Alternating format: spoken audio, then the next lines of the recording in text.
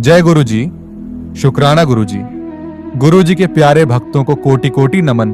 गुरु जी का सत्संग और पावन वचन सुनकर मन शांत हो जाता है। सत्संग के दौरान गुरु जी बोले कि बेटा, मुझे पता है तू परेशान है, तेरे ऊपर बहुत कर्जा है, आज का सत्संग तेरे लिए ही है।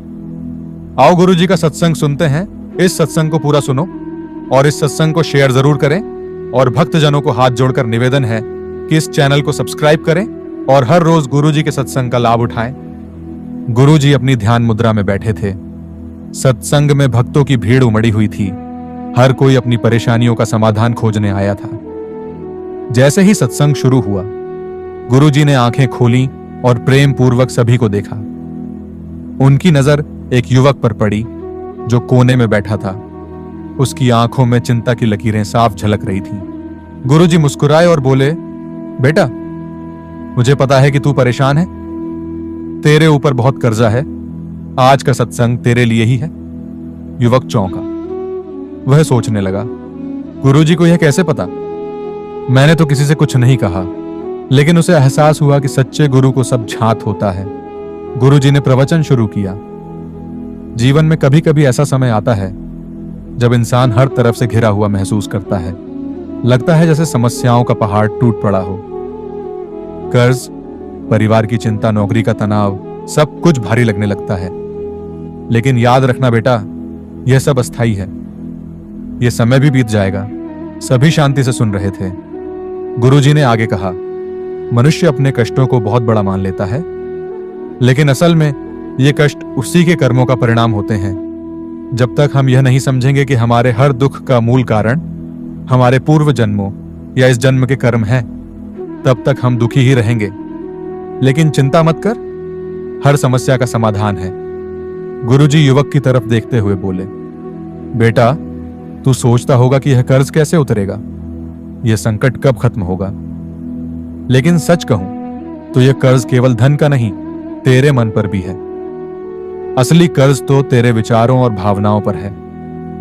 तू धन के कर्ज से अधिक मानसिक चिंता के कर्ज में डूबा हुआ है। युवक की आंखों में आंसू थे। वह सिर झुकाए सुन रहा था। गुरुजी ने समझाया, कभी सोचा है कि यह कर्ज आया कैसे?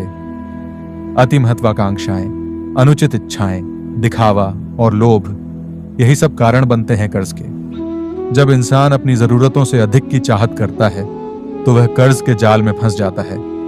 लेकिन घबराने की जरूरत नहीं है, इसका समाधान भी है। सभी शिष्य ध्यान से सुन रहे थे।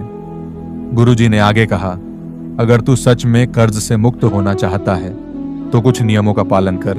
पहला, सदाचार और ईमानदारी अपनाओ। गलत तरीकों से पैसा कमाने का विचार भी मत करो।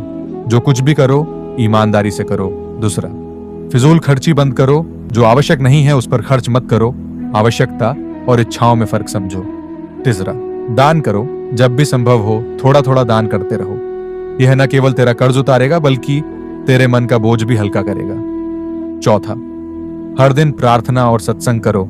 जब तू परमात्मा का नाम जपेगा तो तेरा चित्त शांत होगा और समाधान अपने आप मिलेगा। पंचवा, धैर्य रखो। कोई भी संकट स्थायी नहीं होता। सत्संग में बैठे कई लोगों की आंखों में आंसू आ गए। हर किसी के जीवन में कुछ न कुछ परेशानी थी और गुरुजी की बातें सीधे उनके हृदय को छू रही थी। एक वृद्ध महिला बोली, गुरुजी, मैंने भी बहुत कर्ज लिया था अपने बच्चों के लिए, लेकिन अब मैं समझ गई कि सच्ची शांति पैसे में नहीं बल्कि संतोष में है। गुरुजी मुस्कुराए और बोले, सही कहा माता जी, संतोष सबसे बड़ा धन है। जो संतोषी है वही सबसे अमीर है। युवक ने गुरुजी के चरणों में सिर झुका दिया और बोला, गुरुजी, मैं अब समझ गया कि मेरे कर्ज का असली कारण क्या था। अब से मैं आपकी बातों का पालन करूंगा। गुरुजी ने आशीर्वाद दिया, बेटा, हर दिन प्रार्थना करो, सत्संग में आओ और अपने कर्म सुधारो। तेरा कर्ज भी उतरेगा और मन को भी शांति मिलेगी। सत्संग का वातावरण भक्तिमय हो गया। भजन गूंजने लगे और सभी का हृदय आनंद से भर गया। सत्संग का प्रभाव हर किसी के हृदय में उतर चुका था। वातावरण में शांति थी और भक्तों के मन में उमड़ते सवाल धीरे धीरे गुरुजी की वाणी में अपने उत्तर पा रहे थे। युवक, जिसे गुरुजी ने विशेष रूप से संबोधित किया था, अभी भी ध्यानमग्न था। उसकी आंखों में एक नई चमक थी, मानो उसे जीवन की दिशा मिल गई हो। गुरुजी ने अपने प्रवचन को आगे बढ़ाते हुए कहा, कर्ज सिर्फ धन का नहीं, कर्मों का भी होता है। गुरुजी ने कहा, बेटा, दुनिया में हर इंसान किसी न किसी रूप में कर्जदार है। कुछ धन के कर्ज में डूबे होते हैं, कुछ रिश्तों में बंधे कर्ज को चुका रहे होते हैं, और कुछ अपने पूर्व जन्मों के कर्मों का कर्ज उतार रहे होते हैं। लेकिन जो भी कर्ज हो उसे चुकाना ही पड़ता है, इससे भाग नहीं सकते। सभी शिष्य गंभीरता से सुन रहे थे। गुरुजी ने आगे कहा, मनुष्य जन्म लेते ही माता पिता की ऋणी हो जाता है, क्योंकि वे उसे जन्म देते हैं, पालते पोसते हैं। शिक्षक का कर्ज चुकाना होता है, क्योंकि वे ज्ञान देते हैं। समाज का कर्ज होता है, क्योंकि वह हमें रहने और काम करने की जगह देता है। सबसे बड़ा कर्ज तो परमात्मा का होता है, जिसने हमें यह अनमोल जीवन दिया है। युवक ने सिर उठाकर पूछा, गुरुजी, इन कर्जों को कैसे चुकाया जाए? गुरुजी मुस्कुराए और बोले, सबसे पहले तो यह समझो कि हर कर्ज को चुकाने के दो तरीके होते हैं, एक धन से और दूसरा कर्म से। पहला, माता पिता का कर्ज। अगर तू चाहता है कि माता पिता का कर्ज उतार सके तो उनकी सेवा कर, उनके प्रेम और त्याग को समझ, उनकी इच्छाओं का सम्मान कर और उन्हें कभी कष्ट न दे। युवक ने सिर झुका लिया। उसे एहसास हुआ कि उसने कई बार अपनी माता पिता की बातों को नजरअंदाज किया था। गुरु का कर्ज सिर्फ धन या उपहार देकर नहीं चुकाया जा सकता। गुरु का असली कर्ज उनके दिए ज्ञान का सही उपयोग करके चुकाया जाता है। जो शिक्षा मिली है उसे अपने जीवन में उतारो, यही असली गुरु दक्षिणा होती है। तीसरा, समाज का कर्ज उतारने के लिए जरूरतमंदों की सेवा करो, गरीबों की मदद करो, असहायों का सहारा बनो। अपने ज्ञान और संसाधनों का सही उपयोग करो, जिससे समाज में सकारात्मक परिवर्तन आ सके। चौथा, प्रकृति और परमात्मा का कर्ज। प्रकृति ने तुझे भोजन, पानी, हवा और जीवन दिया। इस कर्ज को चुकाने के लिए प्रकृति की रक्षा कर, पेड़ लगाओ, जल बचाओ, जीवों के प्रति दया रखो। यही सच्ची भक्ति है। युवक के मन में एक नई चेतना जाग उठी। उसने निश्चय किया कि अब से वे अपने जीवन को एक नई दिशा देगा। गुरुजी ने आगे बताया कि जो व्यक्ति जीवन में कर्ज के बोझ से मुक्त होना चाहता है, उसे कुछ आध्यात्मिक नियमों का पालन करना चाहिए। पहला, भगवत नाम का जप। हर दिन ईश्वर का नाम लेना चाहिए।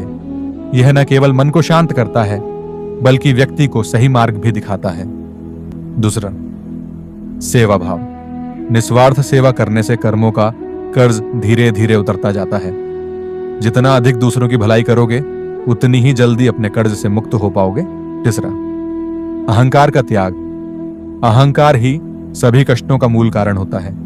जब व्यक्ति मैं और मेरा छोड़कर तू और तेरा की भावना अपनाता है, तो उसके सभी संकट दूर होने लगते हैं। चौथा, संतोष और धैर्य। जो व्यक्ति धैर्य रखता है और संतोषी जीवन जीता है, वह कभी कर्ज के बोझ में दबता नहीं है। संतोष सबसे बड़ा धन है। गुरुजी ने अपनी बात समाप्त की तो सत्संग में एक अलग ही ऊर्जा थी। भक्तों के चेहरे पर एक नई आशा थी। युवक ने हाथ जोड़कर कहा, गुरुजी, आज आपने मेरी आंखें खोल दी। मैं अब समझ गया कि मेरा असली कर्ज क्या है और मुझे इसे कैसे चुकाना है। गुरुजी मुस्कुराए और बोले, बेटा, ज्ञान को केवल सुनना ही पर्याप्त नहीं है, उसे अपने जीवन में अपनाना ही असली सफलता है। सभी भक्तों ने प्रेम और श्रद्धा के साथ गुरुजी को प्रणाम किया। सत्संग समाप्त हुआ, लेकिन गुरुजी के शब्द सभी के दिलों में हमेशा के लिए अंकित हो गए। युवक अब पहले से बहुत हल्का महसूस कर रहा था। उसे विश्वास था कि अब वह न केवल अपने धन के कर्ज से मुक्त होगा, बल्कि अपने जीवन को भी एक नई दिशा दे पाएगा।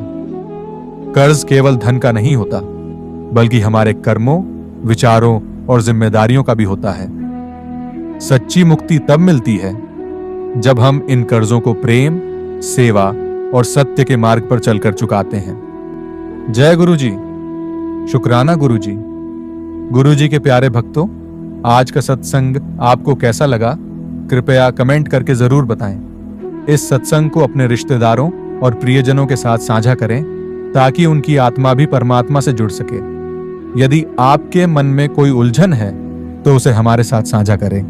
हम आपके मन की उलझन को सत्संग के माध्यम से समाधान लाने का हर संभव प्रयास करेंगे।